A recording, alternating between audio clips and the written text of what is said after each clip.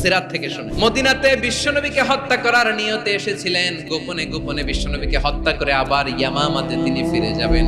কিন্তু কি অবাক করা কাণ্ড, হত্যা করতে পারে নাই, সাহাবাদের হাতে তিনি ধরা পড়ে গেলেন। বিষ্ণু ইসা ইসলাম সাহাবাদেরকে বললেন তার খোঁজ খবর নিও। সাহাবারা বলেন ইয়া রাসূলুল্লাহ, আপনাকে হত্যা করতে এসেছে, তার তো কঠিন ক্যাপিটাল পানিশমেন্ট হওয়া দরকার, কঠিন শাস্তি হওয়া দরকার। বিষ্ণুই বললেন না, আমি যেটা জানি তোমরা সেটা জানো না। তোমরা যে রুটি বানাও এর মধ্যে সবচেয়ে ভালো আটার রুটিটা তারে দিও, সবচেয়ে রিফাইন্ড খেজুর যেটা পিওর খেজুর এটা তারে দিও।